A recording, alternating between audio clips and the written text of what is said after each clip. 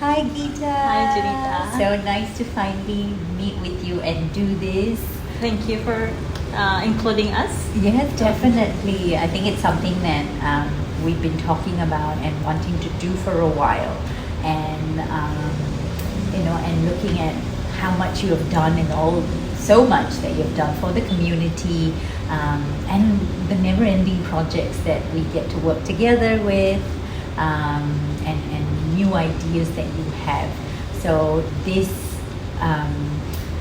interview or chat is more to find out what makes you you, what motivates you, and something that we know you for is you are great at sharing the best books about parenting, and you have two beautiful boys and a lovely family.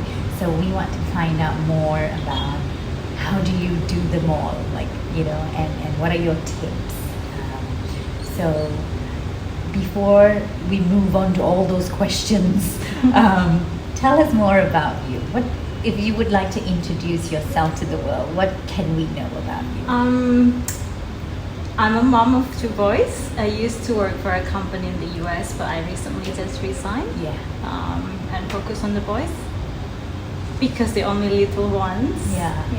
And if I have, at one point, I had to choose between work and the family. So at the moment, I will focus on the family first. And on top of that, I get to be surrounded with books, which is very, for me, it's very fulfilling. Get to see kids with books, talk to moms, and just share. And to meet you, because you've been such inspiration as well. Oh, likewise, yeah. And I think that's what we now know you as. Like you are the person to go to for books, and for me, I think you were so helpful because I was without intention, starting to do some classes, and then I was like, oh no, I can't get books. And then here you were, you're like, I have it. So you were a very big blessing for allowing me to continue to do what I did too. Oh, thank you. And you are too to my boys. Yes. Without you, I know Cooper would be such a different person now. We can see how different he is compared to Grayson in terms of how easy he is to get into or getting to know new people. Not with Grayson because he was born during the first pandemic, where it's very limited for him to see friends, to go to classes. Which Cooper was also born during pandemic, but he was able to come to your baby class, where we could see the first time he came, he was so afraid to move around, and then the second week he was just exploring everywhere. And now he is that little boy. Grayson, I'm not complaining, but just to compare how taking notes, isn't it? Yeah. He still has to take some time to warm up. Yes. Yeah. Social skills are tricky that way. Since public speaking is the number one fear in adults. You're right. Adults shiver to go up on stage or present themselves or say something. So I can only imagine how tricky it has to be for children. On top of that, you are familiar. I was a very shy child. I know nobody believes it, but I was. And that's why I know that it is learnable. It's a skill that is learnable.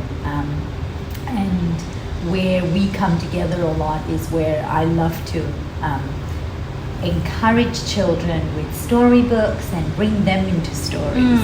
And you have created this space. Initially, it was from your house, wasn't it? It was. So tell us a bit more about that. For us, every time we buy books for Grayson, we think, it's so hard to get it in Indonesia. So every time we travel, we always came back with a lot of books. And then Dan was saying, maybe get one or get more than one, so it's cheaper for shipping. So then we started doing that. The book that I know Grayson will like, because Dan will say, Dan is one of my, he gives a good input, whether he's going to like reading that to that's Grayson, nice, or yeah. he knows exactly that Grayson will like that. So he would say, "Oh, I think Grayson will like this." So if he said like that, I would buy more than one. At first, was just offering to friends on Instagram, like. I will post, "Oh, we buy this," and is that right? yeah. And then friends kept on asking whether I have new books, and suddenly, "Oh, why don't we open?" It meant to be a library. Yeah. Yeah, so people can read without having to think it's expensive, Yeah. and then or without having to think we don't have space. Yeah. So it meant to be a library, but also So if the first was the initial was what it has now become. Yeah, it was always a library. It was always a library. In one of the spare room, one day someone came and then opened the door half naked. So he was like, "Okay, get out." Yeah, I mean, it cannot happen in the house anymore because you constantly have people coming in and out. Yeah. Right? Yeah.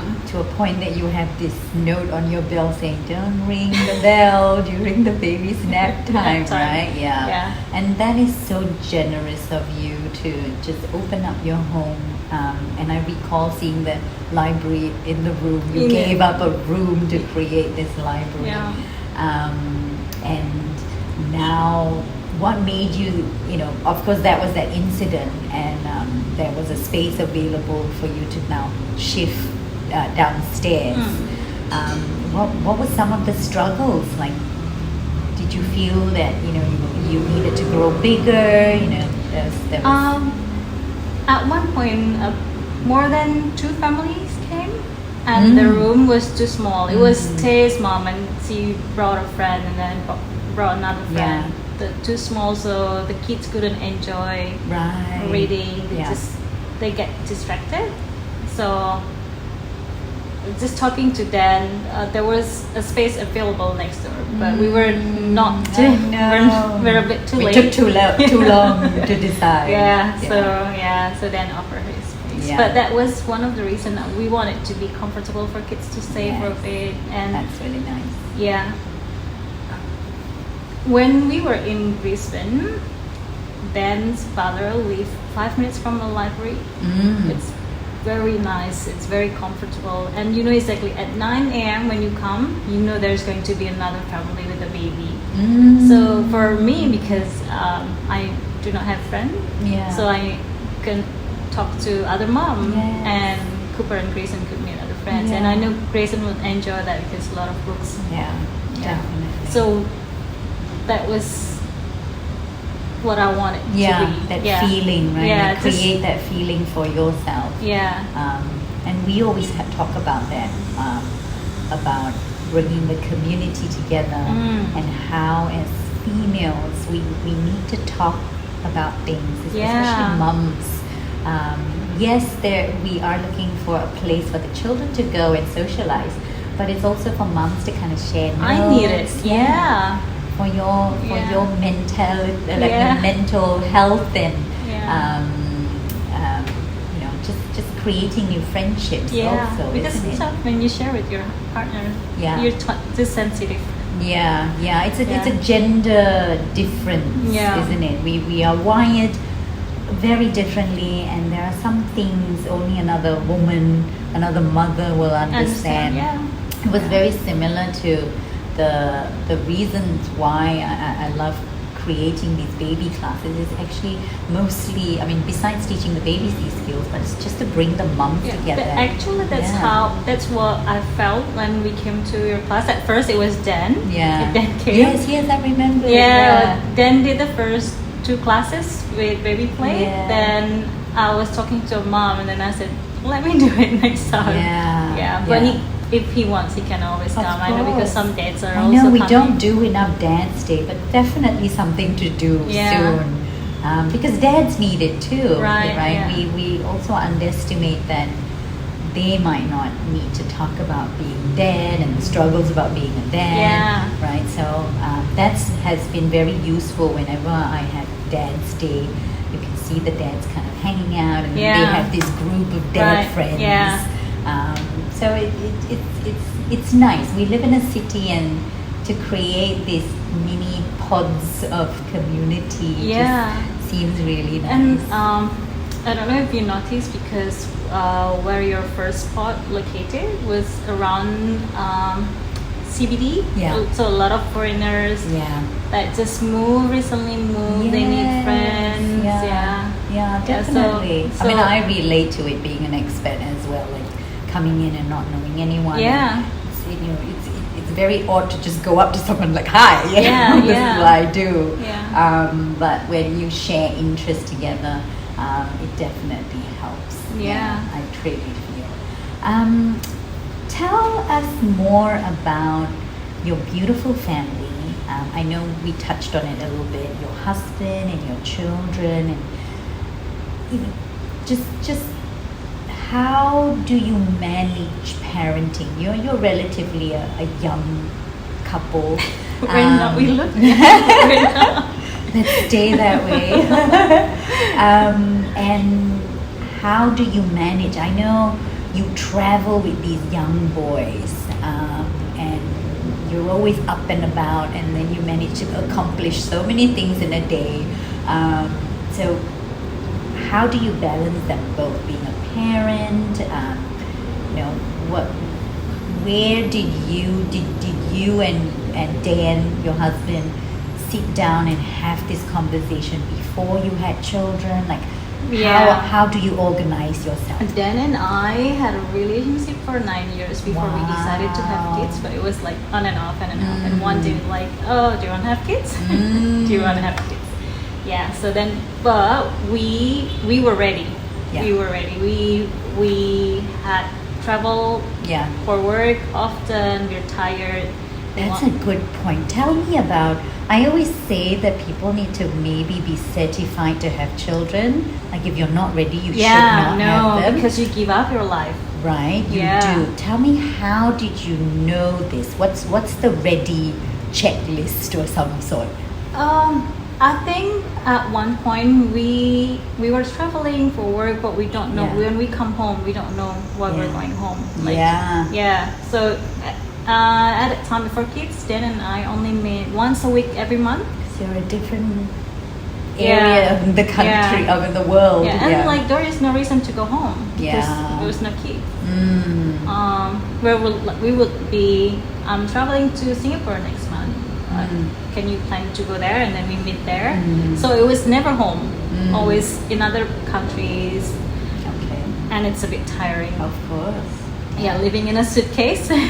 So then I think during one of those travel we'd like, it would be nice to have a home. But then it means you need to settle down. But there is no reason if you don't have kids. We were ready. Literally creating a home. That's so nice.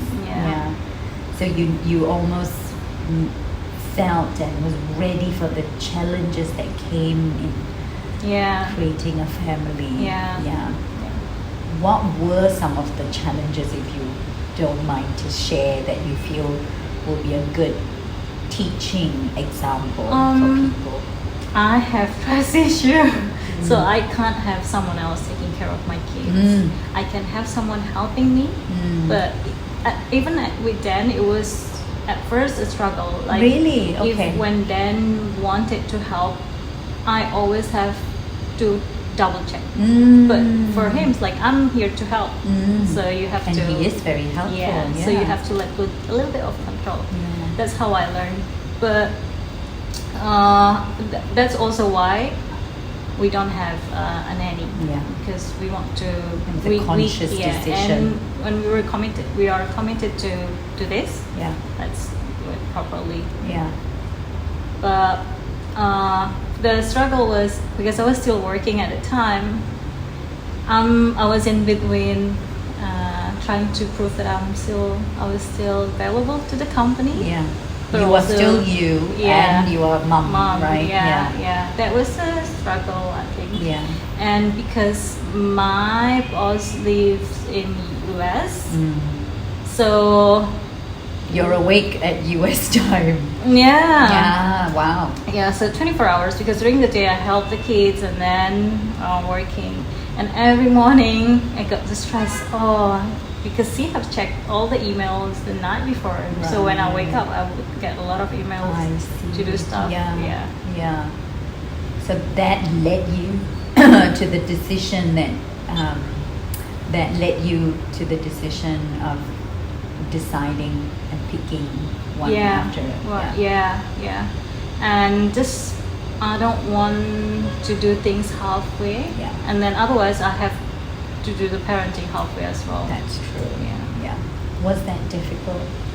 It was, until Cooper started baby play, it was a bit hard because then Grayson and Cooper has 2 different schedules. Yeah. At first, he came wherever Grayson went. Yeah.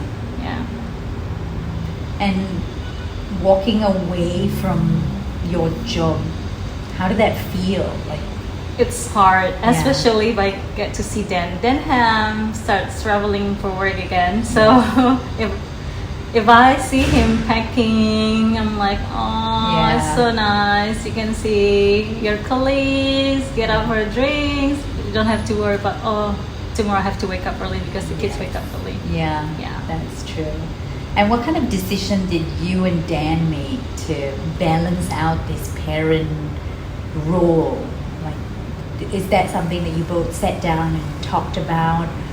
You tried it out and then figured out, okay, I will do these roles and you will do this, or how did you do it? He is a man of schedule and plans, so everything has to be scheduled. If it's out of the schedule, he would be so upset, which I do that often. Yeah.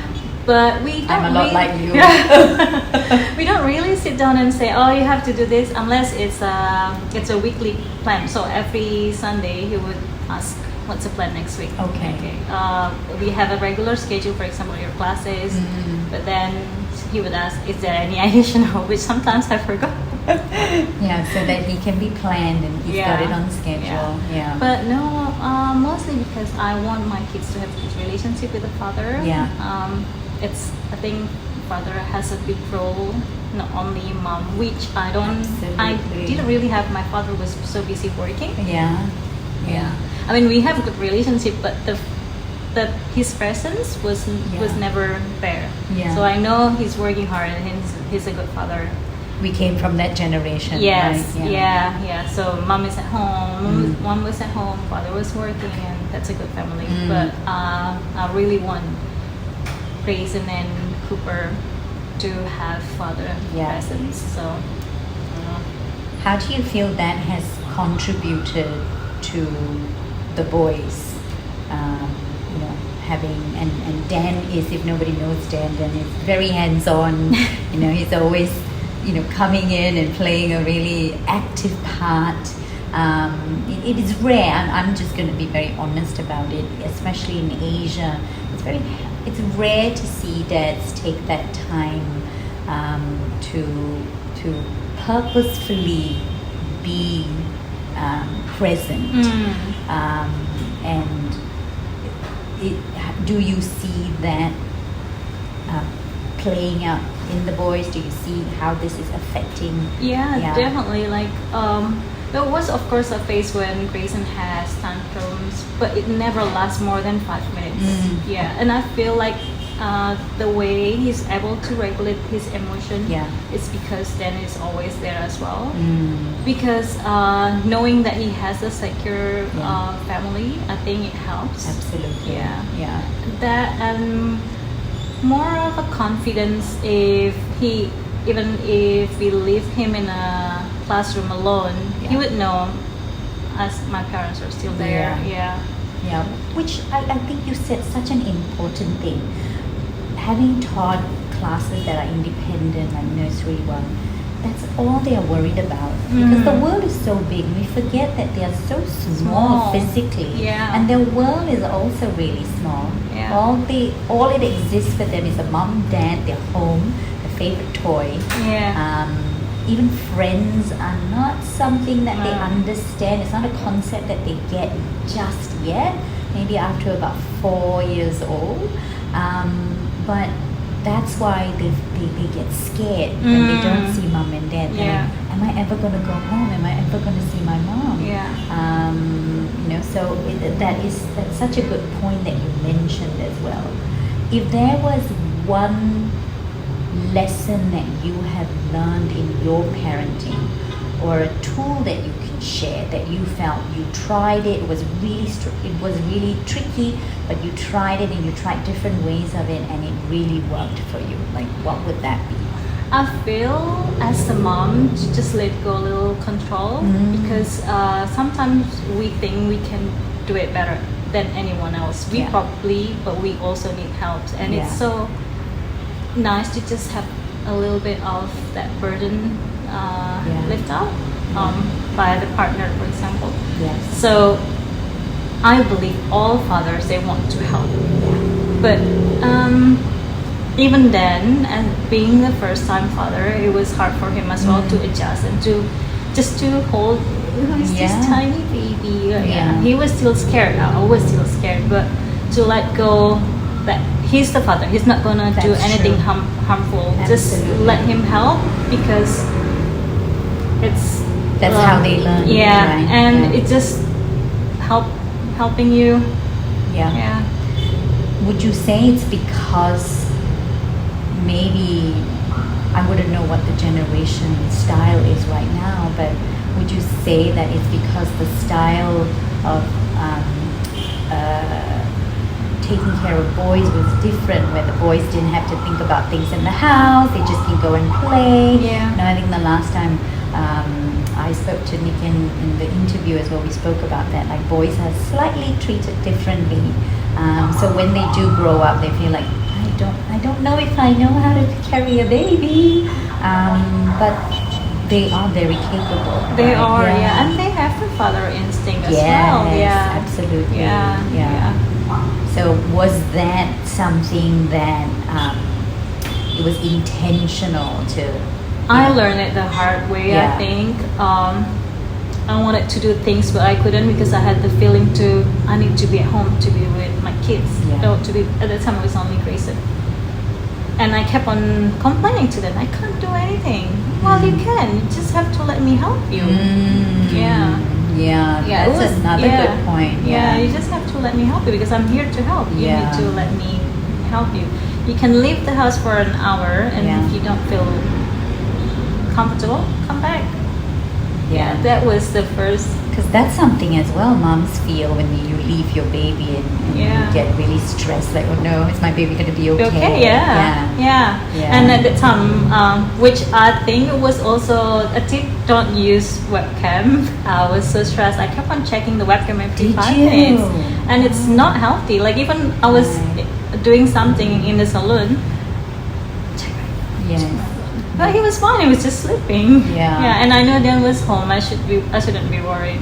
So that's something that you made. You almost practiced to, like, okay, it's gonna be fine. And then by the time you had the second boy, you were like, okay. He was never with webcam. And it felt. And at the end of it, everything was fine. It's fine. And Cooper, he is very calm and chill. He is a chill baby. And he could, he is capable of doing things. He's very independent. He doesn't care if I'm here. He would just be there doing his own thing. To be fair, he's a second born, so Grayson did a lot of work for him. Right? So you get to see brother and just like, okay, I'll just follow along. It's hard being the firstborn, because you're the first one in the adult world, and like, what's happening? And it was still trial and error with Grayson. That's true. I think that's why it's beneficial when mums kind of meet up and you share that. And I see you doing that a lot with the new mums, and you're like, don't worry about it, I've been there. And the mom's kind of like, really, it's gonna be okay? And you're like, it's gonna be fine. Do this or take that or read this. Speaking of reading, if you could recommend one, like, what was your favorite book about parenting? For a first-time mom or mom and dad, actually, Dan, he read this book when we had Grayson. Tribe Sheet. It's about all of the data-driven about newborn. Okay, what was it called again? Tribe Sheet. Okay, all right. I'll we'll take a picture of it and put it in there too. Wow. So he likes that book. I didn't read that book, but if any other parents ask him, he would lend that book to them. I think the so many. I know, right? I was when I wanted to ask you this question, I was like, I don't know how she's gonna do it. She has a few that she likes. I think the book you wish your parents have read. I like that book a lot. Yeah, it's kind of, for me, it's like, because in my generation we don't really talk about it, but we are the product of that kind of parenting. For me, when I was reading that book, it feels like a little bit of like slap, and then and then it digs deeper on my emotion, and then Also, does it make you feel like someone else feels the same way? And probably my mom. So that makes me feel like it's not her fault. Right. Do you feel like once you become a mom, you're a lot more understanding? At first, I was actually questioning why didn't you do things like I'm trying to do with my kids? Questioning that, and then, well, she was tough with me. She was tough with mine. Did you have a very strict mom? She was very disciplined, but too disciplined.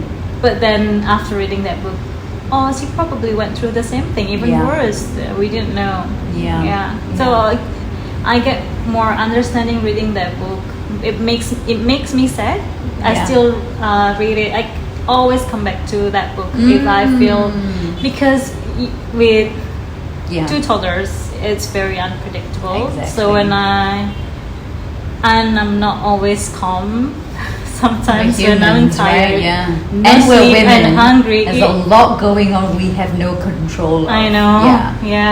After talking to you, about there's that, a lot of hormonal, mood changes that happens, and it's not that we choose to, but I mean, of course, we can do things to better it or manage it, but there's a lot going on biologically that we have especially with mums. Like you just add on more to whatever a woman goes through. A mom just goes through a lot more.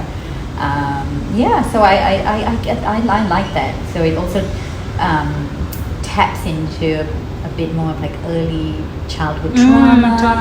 Why are we the way we are? And it's so brave of you and the generation now and the mums who are trying to do it differently.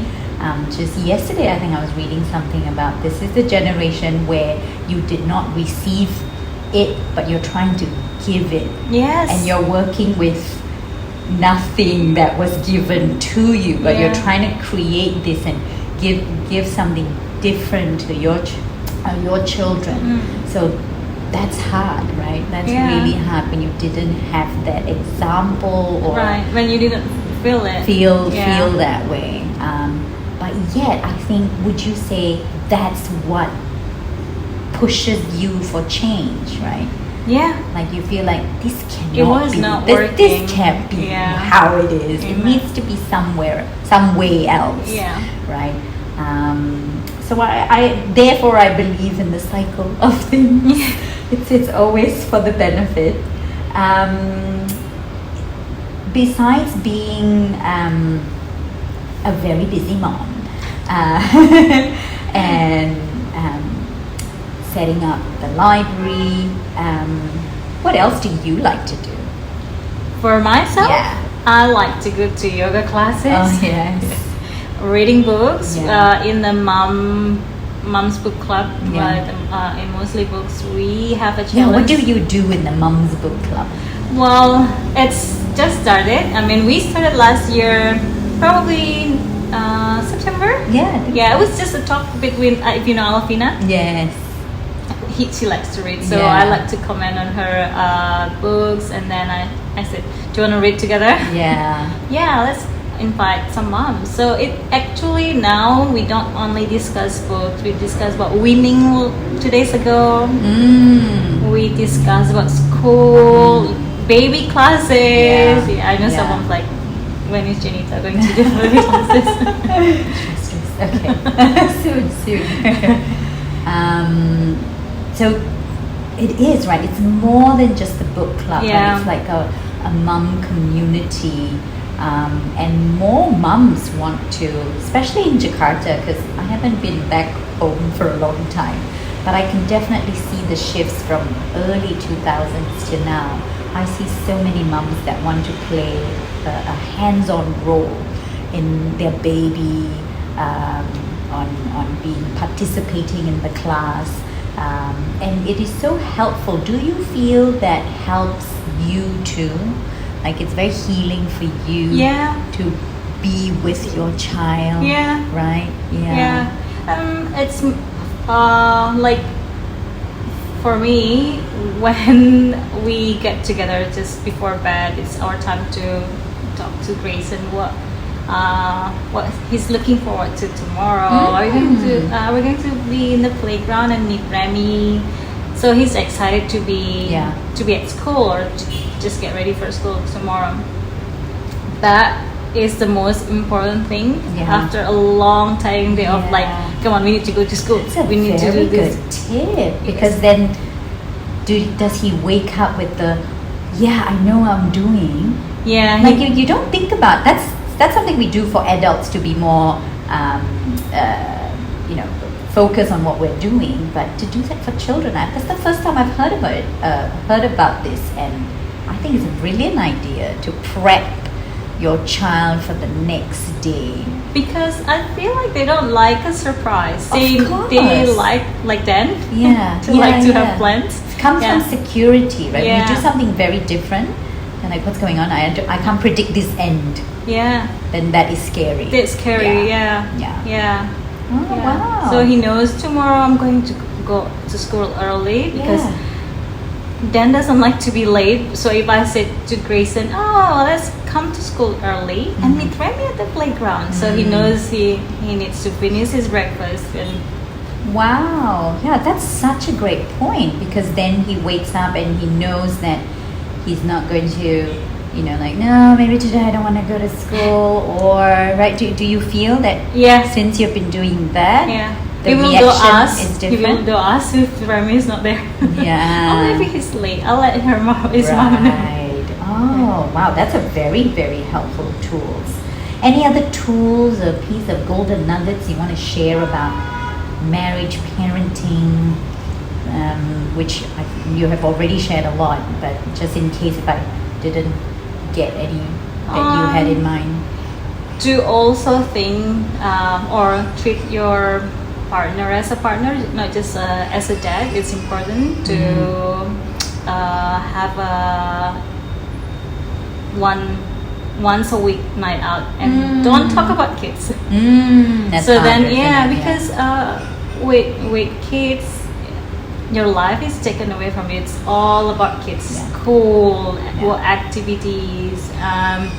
Even on the weekend, you don't have time for yourself. It's about play dates, time with the kids. So if you have just one dedicated time and just be you and the partner, hang out, do fun things, and doesn't have to go out. Just maybe watching TV, but don't talk about kids. Do you have to nope, we can't. First it was hard, but now we know we have other things. Practiced. So, Gita, thank you so much for the time, and thank you for all the golden nuggets you have bestowed upon us. And mostly, I would love to appreciate you and thank you for all that you do with the community. And I see you from the background, because I see you quite a bit throughout the week, and I see how you're trying to manage everything together. So I know for a fact that it isn't easy, but you do it so well, and I know I am very inspired by you, and I know many mums look up to you, and you know, it allows them to dream big too, and you make it, you let us see that this is possible, and it takes effort, it takes courage, but at the end of it, would you say you gain lots of joy out of it? Yeah, it's definitely seeing them grow every day, and seeing their character. It's definitely a joy, and just to think, oh, actually I did okay. Seeing them grow to be a nice boys. We did well. That's nice. And actually, I don't know, I mentioned it a lot to you. You've been inspiration as well. Thank you for creating a space where I can learn, get to meet other moms. And I keep on telling you, I get to relive my childhood from your classes. Oh yeah, me too. Secretly reliving my childhood. And I know we tend to look at toys and like, oh, let's go. This is so nice for us. We like this.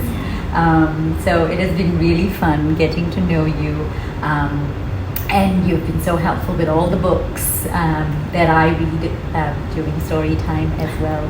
And I'm so excited that now you have this space downstairs that we do lots of story time together. So that's been really fun. I'm feeling very happy that these kids are so lucky to be able to enjoy your classes, because I know Grayson is so lucky to be in your drama class. So to have that story play in the library for them who don't really have the access before, now they can just come when you have the time. That is so fun. I really enjoy doing it, and thank you for creating a space for it. And I know the last time I asked you, I don't know how many books do you have. Do you know? So till we meet again and maybe talk about something else. Thank you so much for your time. Also, thank you.